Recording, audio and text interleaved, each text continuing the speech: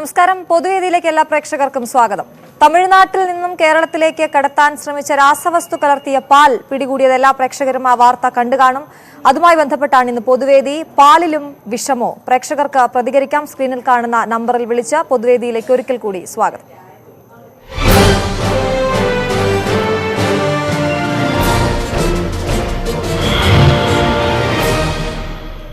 ആദ്യത്തെ പ്രേക്ഷകൻ എറണാകുളത്ത് നിന്നും കലാധരനാണ്. കലാധരൻ, ഹൈഡ്രജൻ പെറോക്സൈഡ് കലർത്തിയ പാലാണ് ഇന്ന് പിടിച്ചത്.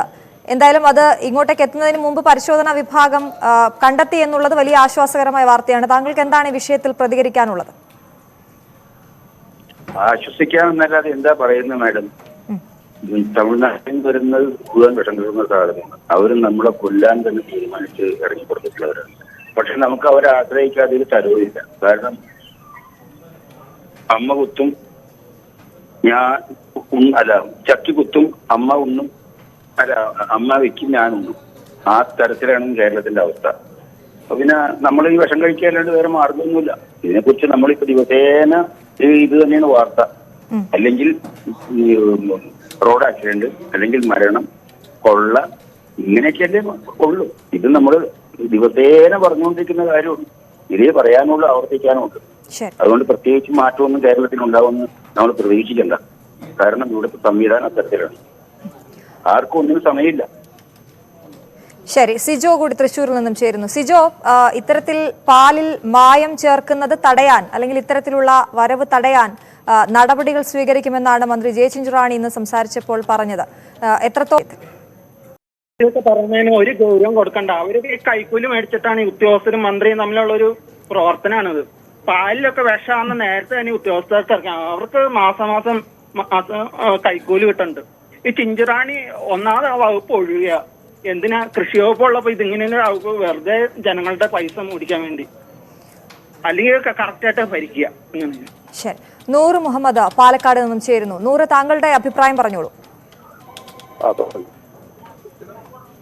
കേൾക്കാം, പറഞ്ഞോളൂ. നമുക്ക് അന്യ സംസ്ഥാനങ്ങളെ ആശ്രയിക്കേണ്ടി വരുന്നത് കൊണ്ടാണ് ഇത്തരം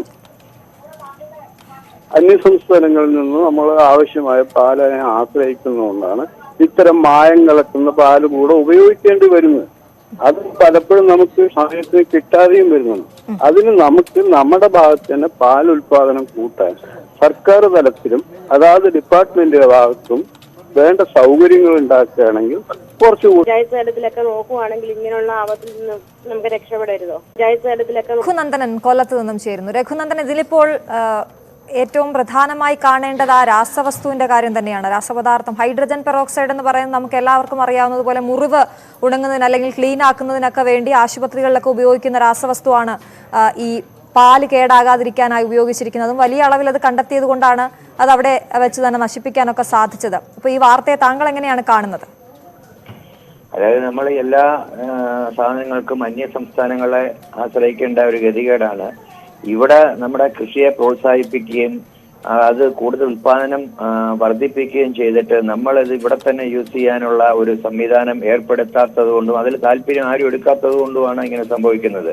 ഇത് ഈ പാലിന്റെ കാര്യത്തിൽ മാത്രമല്ല, നെല്ലുൽപാദനത്തിലും ഇവിടെ കിടന്ന് എല്ലാം വിളഞ്ഞ് നശിച്ചു പോയിട്ടും അത് ഗവൺമെന്റ് പോലും അത് സംഭരിക്കുന്നില്ല. എന്നിട്ട് അന്യ സംസ്ഥാനത്ത് പോയിട്ട് വിളവ് പുതിയതായിട്ട് ഇട്ടിട്ട് അതിന്റെ അരി വിളഞ്ഞു വന്ന് ഇനി എന്തെങ്കിലും ഒരു സമയത്ത് ആഹാരത്തിന് വേണ്ടി അരി ശേഖരിക്കുന്ന മാതിരിയുള്ള അവസ്ഥയാണ്. അപ്പൊ ഇതിലൊക്കെ പിടിക്കുന്നതിലും നല്ല കാര്യമായി കൂടുതൽ ജനങ്ങൾ ഇതിൽ ജാഗ്രത പാലിക്കണം. ഇങ്ങനെയുള്ള കാര്യങ്ങളിലൊക്കെ ഈ വാങ്ങി ഉപയോഗിക്കുന്നതിന്റെ അകത്ത് അതായത് ഇനിയിപ്പോ ചെയ്യാൻ പറ്റും. നടപടി വേണമെന്ന് പറഞ്ഞിട്ട് കാര്യമാണ് നടപടി.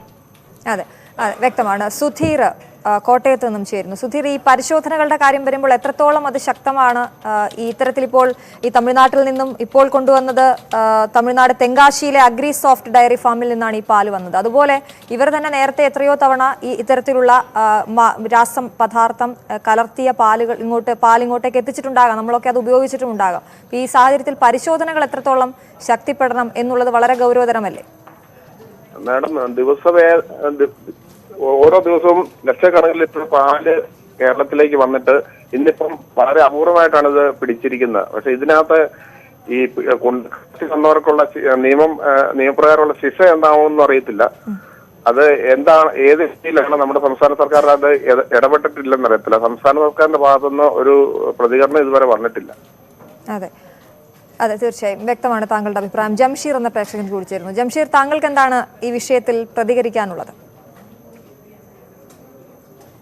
ജംഷീറിന് കേൾക്കാമോ? ആ കോൾ കട്ടാണ്. തിരുവനന്തപുരത്ത് നിന്ന് പ്രദീപ് കൂടി ചേരുന്നു. പ്രദീപ്, പറഞ്ഞോളൂ.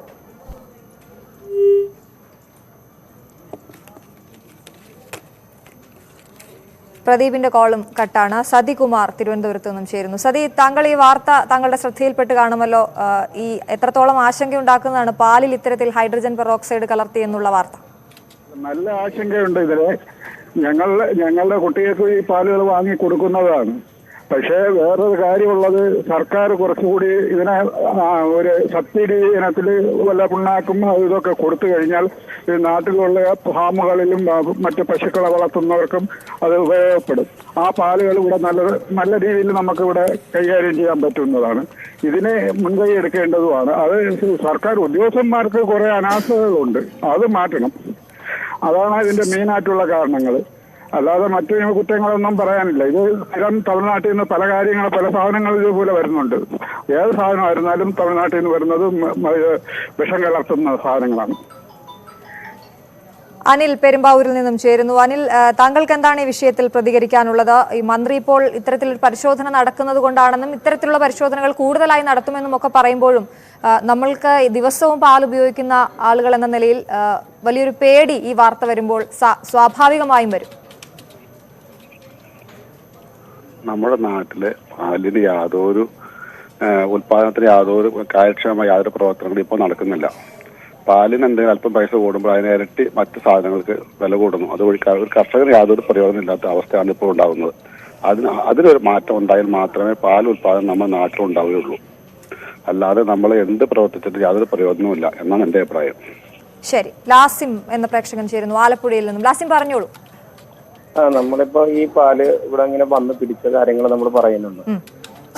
നമ്മൾ ചോദിക്കുന്ന ഒരു കാര്യം, ഇത് ഏത് ഡയറി ഫാമിലേക്കാണ് വന്നത് എന്താണ് മീഡിയകൾ ഇത് പറയാത്തത്? കൃത്യമായി പറഞ്ഞല്ലോ, അത് തമിഴ്നാട് തെങ്കാശിയിൽ നിന്നാണ് എങ്ങോട്ടാണ് വന്നിരിക്കുന്നത്? അവരുടെ തന്നെ ഫാമിൽ നിന്ന് അവരുടെ പന്തളത്തുള്ള പ്ലാന്റിലേക്കാണ് ഈ പാല് വന്നത്.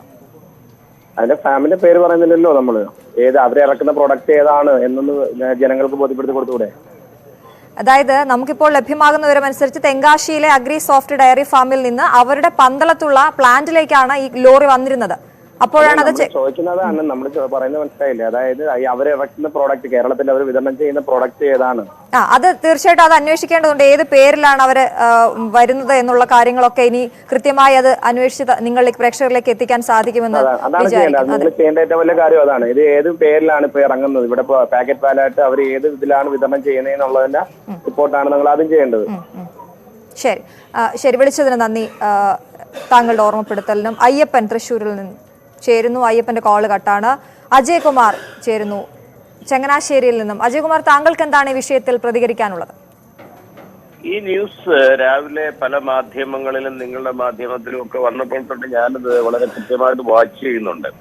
ഈ നിമിഷം വരെ ഈ മിൽക്ക് തമിഴ്നാട്ടിൽ നിന്നും കേരളത്തിൽ എവിടേക്കാണ് വന്നതെന്ന് പറയാൻ ഒരു മാധ്യമങ്ങളും തയ്യാറാകുന്നില്ല. ഇത് ഇനി മിൽമയ്ക്കാണോ വന്നത്, അതോ മലനാട് മിൽക്കുണ്ട് ഇവിടെ അവർക്കാണോ വന്നത്, ആർക്കാണ് വന്നതെന്ന് ഇതിനോടകം ഈ വാർത്ത അവതരിപ്പിക്കുന്ന ഈ ചാനൽ ഉൾപ്പെടെ എല്ലാവർക്കും അറിയാൻ പറഞ്ഞിട്ടില്ല. അതാണ് ഏറ്റവും വലിയ കുറ്റം എന്ന് പറയുന്നത്. അപ്പം ഞാൻ പറയാൻ ശ്രമിക്കുന്നത്, കേരളത്തിൽ ഇതുപോലെയുള്ള എന്ത് സംഭവങ്ങൾ ഉണ്ടായാലും 1 or 2 ദിവസത്തെ ചർച്ച കൊണ്ട് ഇതങ്ങ് തീരുകയാണ്. ഒരു പക്ഷേ ഇതിനോടകം തന്നെ ഏത് പ്ലാന്റിലേക്കാണ്, ഏത് ബ്രാൻഡ് മിൽക്കിലേക്കാണ് ഇത് വന്നതെന്ന് മനസ്സിലാക്കിക്കൊണ്ട് ആ പ്ലാന്റ് ഉടമയെ, ആ മിൽക്കിന്റെ ഉടമയെ ഇതിനോടകം അറസ്റ്റ് ചെയ്ത് മനഃപൂർവ്വമായ നരഹത്യ ഉണ്ടാകാൻ സാധ്യതയുണ്ട്. അതിന്റെ പേരിൽ കേസെടുത്ത് ജയിലിലടക്കേണ്ട സമയം കഴിഞ്ഞു. ഇതുവരെ ചെയ്തിട്ടില്ല. അപ്പോൾ ഈ നാട്ടിൽ എന്തും നടക്കും. നമ്മളെന്തിനാ തമിഴ്നാട്ടിനെ കുറ്റപ്പെടുത്തുന്നത്? എന്തുണ്ടായാലും നമ്മൾ മറ്റൊരു സംസ്ഥാനത്തെ കുറ്റപ്പെടുത്തിയിട്ട് നമ്മുടെ തെറ്റുകളെ നമ്മൾ മറച്ചു വെക്കുകയാണ്. ഈവൻ മാധ്യമങ്ങൾ പോലും ഇപ്പൊ ഈ ന്യൂസ് തീരുന്നതിന് മുമ്പായിട്ട് താങ്കളെങ്കിലും ഞങ്ങളെങ്കിലും മാധ്യമത്തിൽ കൂടി ആ ഏത് ബ്രാൻഡിന് വേണ്ടിയാണ് ഇത് പന്തളത്ത് വന്നത് എന്ന് പറയണം എന്ന് ഞാൻ ആവശ്യപ്പെടുന്നു. തീർച്ചയായും അത് മനഃപൂർവ്വമല്ല. തീർച്ചയായും താങ്കൾ പറഞ്ഞത് ഗൗരവത്തിലെടുക്കുകയും ഈ വാർത്ത പൂർത്തിയാകുന്നതിന് മുമ്പ് അതെത്തിക്കാൻ ശ്രമിക്കുകയും ചെയ്യും. ന്യൂസ് 18 പൊതുവേദിയിൽ ഒരു ചെറിയ ഇടവേള. പൊതുവേദി തുടരുകയാണ്. 15,300 ലിറ്റർ പാലാണ് ഹൈഡ്രജൻ പെറോക്സൈഡ് കലർത്തിയെത്തിച്ച തമിഴ്നാട്ടിൽ നിന്ന് എത്തിച്ച പാലാണ് ഇന്ന് ആര്യങ്കാവ് ചെക്ക് പോസ്റ്റിൽ പിടികൂടിയത്. നേരത്തെ 2 പ്രേക്ഷകർ വിളിച്ചപ്പോൾ അവരൊക്കെ ചോദിച്ചിട്ടുണ്ടായിരുന്നു ഏത് പേരിലാണ് എന്നുള്ളത്. സ്വാഭാവികമായ ന്യായമായ ആവശ്യമായതുകൊണ്ട് തന്നെ അത് ഞങ്ങൾ പുറത്തുവിടുകയാണ്. ശബരി എന്ന പേരിലാണ് ഈ പന്തളത്തെ പ്ലാന്റിൽ നിന്നും ഈ പാല് വിതരണം ചെയ്യുന്നത്. പന്തളത്തെ പ്ലാന്റിൽ നിന്നാണ് ശബരി എന്ന പേരിൽ. ഇപ്പോൾ നമുക്കൊപ്പം ഒരു പ്രേക്ഷകനുണ്ട്, ആഷിഖ് പന്തളത്ത് നിന്നും ചേരുന്നു. ആഷിഖ്, താങ്കൾക്ക് എന്താണ് തോന്നുന്നത്? ഈ പാല് വാങ്ങി ഉപയോഗിച്ചിട്ടുണ്ടോ നേരത്തെ? തീർച്ചയായും വാങ്ങി ഉപയോഗിച്ചതാണ്. ഈ വാർത്ത കണ്ടതിന് മുമ്പ് 2 പ്രേക്ഷകർ പറഞ്ഞ കാര്യങ്ങൾ തന്നെയാണ് എനിക്ക് ചോദിക്കാനുള്ളത്.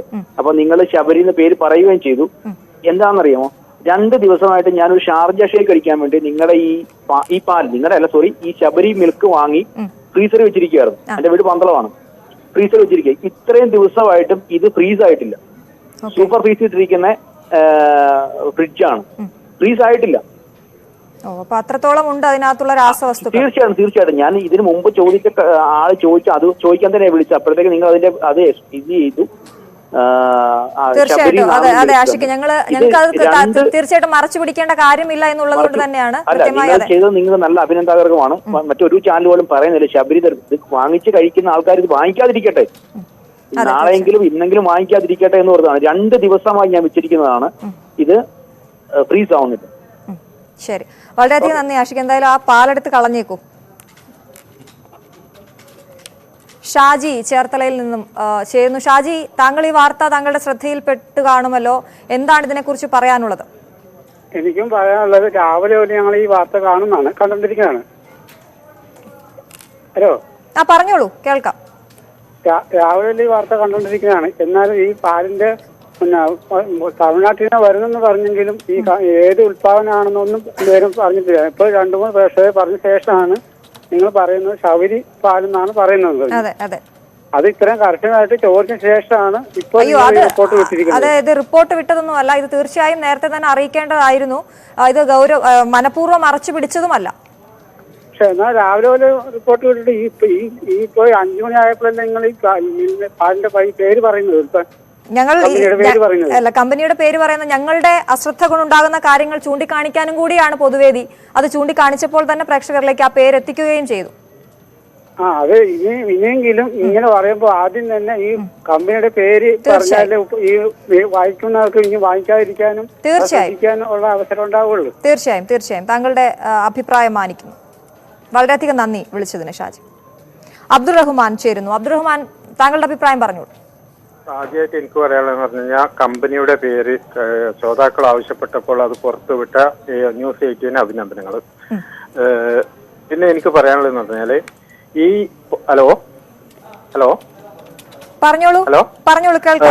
പാല് ഏത് നരകത്തുനിന്ന് വേണമെങ്കിലും വന്നോട്ടെ കേരളത്തിലേക്ക്, ആ പാല് ഞങ്ങൾ ബൈക്ക് വെച്ചിട്ട് ചെക്ക് ചെയ്യേണ്ട ഒരാവശ്യവുമില്ല. അവർ കൊണ്ടുവന്നിട്ട് ഇത് എല്ലാ വീടുകളിലെല്ലാം സപ്ലൈ ചെയ്യുന്നത്. ഒരു പ്രധാനപ്പെട്ട ഓരോരോ കമ്പനിക്കും ലൈസൻസ് എടുത്ത് നിൽക്കുന്ന അവർക്കാണ് കൊടുക്കുന്നത്. അപ്പൊ അവർക്കാണ് ഇതിന്റെ ഉത്തരവാദിത്വം. അവര് പുറത്ത് വിടുന്ന പാലായിരിക്കണം ചെക്ക് ചെയ്യേണ്ടത്. അല്ലാതെ ഈ തമിഴ്നാട്ടിൽ നിന്ന് എന്ത് വിഷം വേണമെങ്കിലും വന്നോട്ടെ, പക്ഷെ അത് നോക്കേണ്ടത് ആ കമ്പനിയാണ്. അപ്പൊ ആ കേരളത്തിൽ ആരാണ് ഇത് വിൽപ്പന നടത്തുന്നത് വെച്ചാൽ പൂർണ്ണ ഉത്തരവാദിത്വം അവർക്കായിരിക്കണം. അവര് ചെക്ക് ചെയ്യോ എന്താ വേണ്ടെന്ന് വെച്ചാൽ ചെയ്യുക.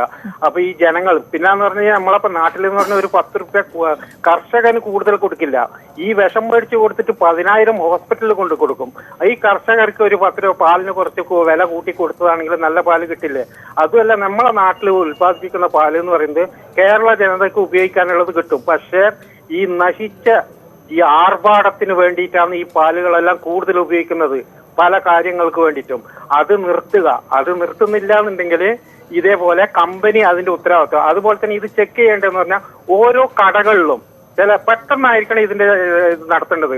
കടകളിൽ കയറി ഇറങ്ങിയിട്ട്, സൂപ്പർ മാർക്കറ്റിൽ കയറി ഇറങ്ങിയിട്ട് അവിടുന്ന് പാലെടുത്തുകൊണ്ട് പോയിട്ട് ചെക്ക് ചെയ്യണം. കാരണം എന്ന് പറഞ്ഞു കഴിഞ്ഞാൽ ഇവർ കുറച്ച് പാല് ചെക്കിങ്ങിന് മാത്രമായിട്ട് നമ്മൾ ഈ ലോഡൊക്കെ വരുമ്പോൾ എന്ന് പറഞ്ഞു കഴിഞ്ഞാൽ സാധാരണ ഫ്രണ്ട് ഭാഗത്ത് എടുക്കുന്ന ഭാഗത്താണ് ഇവർ പരിശോധനയ്ക്കുള്ള സാധനം നല്ല ഒറിജിനൽ വെക്കുന്നത്. പിന്നോട്ടുള്ളത് ഈ വിഷങ്ങളാണ്. അത് തിരിച്ചറിയാൻ ഈ ലോഡിങ്ങിന്റെ ഇടയിൽ പറ്റാത്തത് കൊണ്ടാണ് പറയുന്നത്. കടകളിൽ നിന്ന് നമ്മൾ ഓരോരോ സാധനത്തിന്റെ ഉൽപ്പന്നങ്ങൾ എടുത്തുകൊണ്ട് പോയിട്ട് പരിശോധന നടത്തിയാലേ ഇത് നമ്മൾക്ക് നിർത്താൻ പറ്റത്തുള്ളൂ. ആ സാധനങ്ങൾ മേടിക്കുന്ന കടക്കാരും ബ്രാൻഡുള്ള പേരുള്ള കമ്പനിയിൽ നിന്ന് മേടിക്കുക. ആ കടക്കാര് മേടിച്ച കമ്പനിയെ അവിടുന്ന് പിടിച്ച ആ സാധനത്തിന്റെ അവർ കാണിച്ചു കൊടുക്കുക. ഇങ്ങനെയൊക്കെ ചെയ്താലേ ഇത് നിർത്താൻ പറ്റും. മനസ്സിലായി. വിതരണക്കാർക്കും അതുപോലെ ഒരുപോലെ ഉത്തരവാദിത്തമുണ്ട് എന്നാണ് പറഞ്ഞത്. ഗോപകുമാർ കൊല്ലത്ത് നിന്നും ചേരുന്നു. ഗോപകുമാർ, സംസാരിച്ചോളൂ. നമസ്കാരം. നമസ്കാരം. ഇത് പിന്നെ ഈ ഒരു വാർത്ത കാണുമ്പോൾ എനിക്ക് ഒരു വർഷത്തിന് മുമ്പ് വ്യാജ പാൽ നിർമ്മിച്ച് വിൽപ്പന നടത്തിയതായിട്ട് ഉള്ള ഒരു 1/2 ഡസൻ കമ്പനികളെങ്കിലും വിൽപ്പന നിരോധിച്ചുകൊണ്ട് ഉത്തരവായിട്ടുണ്ടായിരുന്നു. പിന്നീട് 6 മാസം കഴിഞ്ഞപ്പോൾ വീണ്ടും ഇതേ കമ്പനികൾ തന്നെ പാൽ വിൽക്കുന്നതായിട്ട് ശ്രദ്ധയിൽപ്പെട്ടിട്ടുണ്ട്. അതിന്റെ അർത്ഥം എന്ന് പറഞ്ഞാല് കോടികള് പാർട്ടി ഫണ്ടായിട്ട് ലഭിക്കുകയാണെങ്കിൽ ഒരു പരിശോധനയില്ല. അതല്ലെന്നുണ്ടെങ്കിൽ പരിശോധന നടത്തും, പിടിവീഴും. ഇങ്ങനെയുള്ള പ്രശ്നമാണ് നടക്കുന്നത്. ഇതിൽ ക്വാളിറ്റി കൺട്രോൾ ഡിപ്പാർട്ട്മെന്റിന് യാതൊരു ഉത്തരവാദിത്വമില്ല. ഗവൺമെന്റ് എന്താ റോഡ് ശരിക്കും പണം പലിശക്കെടുത്ത് വീട്ടുകാര്യങ്ങൾ നോക്കുന്ന ഒരു ഗൃഹനാഥന്റെ അവസ്ഥയിലാണ് കേരള ഗവൺമെന്റ്. യാതൊരു ഉത്തരവാദിത്വം ഒന്നിലുമില്ല. ഇത് പാലിൽ മാത്രമല്ല, പച്ചക്കറിയിലുണ്ട്, ഭക്ഷ്യ എണ്ണയിലുണ്ട്, എല്ലാ വിഭാഗത്തിലും ഈ അഴിമതി നടക്കുന്നുണ്ട്. ശരി, വിളിച്ചതിന് നന്ദി. പ്രവീൺ പത്തനംതിട്ടയിൽ നിന്നും ചേരുന്നു. പ്രവീൺ, ഈ ഹൈഡ്രജൻ പെറോക്സൈഡ് എന്ന് പറയുന്ന ഡിസിൻഫെക്റ്റന്റ് എന്നൊക്കെ പറയാവുന്ന ഈ ക്ലീൻ ചെയ്യാൻ ഉപയോഗിക്കുന്ന ഒരു ഏജന്റ് ആണ്. അത് ആണ് ഇത്രയും വലിയ തോതിൽ പാലിൽ കലർത്തിയിരുന്നത്. ഇപ്പോൾ നേരത്തെ ഒരു പ്രേക്ഷകൻ വിളിച്ചതുപോലെ അദ്ദേഹം 2 ദിവസമായി ഫ്രീസറിൽ വെച്ചിട്ടും പാല് ഫ്രീസ് ആകുന്നില്ല എന്നാണ് പറയുന്നത്. ഇതൊക്കെ നമ്മൾ അറിയുന്നത് ഇത്തരത്തിലുള്ള പരിശോധനകളിലൂടെയാണ്. എന്താണ് താങ്കൾക്ക് ഈ വിഷയത്തിൽ സംസാരിക്കാനുള്ളത്?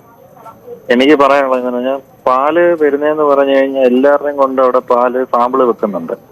ഇത് മിൽമയിലെടുത്ത് സാമ്പിള് വെക്കുന്നുണ്ട്. ഈ സാമ്പിള് വെക്കുന്നതല്ലാതെ ഇത് പരിശോധന എന്താ ചെയ്യുന്നതെന്നുള്ളത് ആർക്കും അറിയത്തില്ല. എന്നിട്ട് ഈ പാലെല്ലാം കൂടി ഒന്നിച്ചൊഴിച്ചാണ് ഇവിടുന്ന് കൊണ്ടുപോകുന്നത്.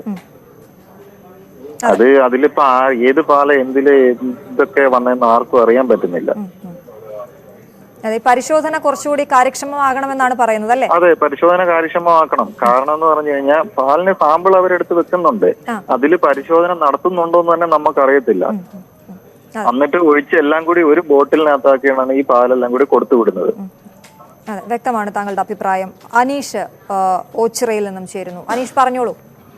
ഞാൻ ഒരു തൊട്ടു മുമ്പാണ് നിങ്ങളുടെ ന്യൂസ് കണ്ടപ്പോഴാണ് ഇത് പന്തളത്ത് ആണ് ശബരി എന്ന് പറയുന്നൊരു പാൽ കമ്പനിയാണെന്ന് കൃത്യമായിട്ട് അന്നേരമാണ്. ഇപ്പൊ നിങ്ങളുടെ ചാനൽ അന്നേരം പറയുമ്പോഴും ഏത് കമ്പനിയാണെന്ന് നിങ്ങൾ വ്യക്തമാക്കിയിട്ടില്ലായിരുന്നു. അദ്ദേഹം പറയുമ്പോഴാണ് ശബരി എന്ന് പറയുന്നത്. അതായത് ഫ്രീസറിൽ വെച്ചിട്ട് അത് കട്ടിയാണ്. ഞാനും അതേ അനുഭവത്തിനാണ്. ഞാനും ഒരു ബേക്കറി നടത്തിക്കൊണ്ടിരിക്കുകയാണ്. അവിടെ ഇതാണ് സംഭവം. അപ്പം നിങ്ങൾ ഇത് കൃത്യമായിട്ട് ഇത് ശബരി എന്നൊരു കമ്പനിയുടെ നിങ്ങൾ എന്തുകൊണ്ട് പറയാത്തത്? നിങ്ങൾ പറയുന്ന മീഡിയ പറയുന്നതാണ് 90% ആൾക്കാർ വിശ്വസിക്കുന്നത്. ആണോ? അതെ അതെ, 10% മാത്രമേ ഉള്ളൂ അല്ലാതെ ചിന്തിക്കുന്നത്. അതെ അനീഷ്, അതുകൊണ്ട് തന്നെയാണ് അത് കൃത്യമായി ആ സമയത്ത് തന്നെ എത്തിച്ചതും. അല്ല, ഞാൻ പേര് പറയാത്തോണ്ട് മാത്രമാണ് നിങ്ങളോട് ഈ സംസാരിക്കുന്നത്. പേര് ഞാൻ അതിനുശേഷം പറഞ്ഞിരുന്നു. അതിനുശേഷമാണ് പറഞ്ഞത്. അദ്ദേഹം പറഞ്ഞതിന് ശേഷമാണ് പറഞ്ഞത്. അപ്പം മീഡിയ പറയുന്നതാണ് ഞങ്ങൾ വിശ്വസിക്കുന്നത്. മനസ്സിലാകുന്നുണ്ട്. അപ്പം നിങ്ങൾ ഇത് ചെയ്താൽ പിന്നെ ഈ ഒരു പേര് മറച്ചു വെച്ച് അല്ല, അത് മറച്ചു വെച്ചത് അത് മനഃപൂർവ്വം മറച്ചു വെച്ചതല്ല എന്നുള്ള കാര്യം താങ്കൾ മനസ്സിലാക്കണം.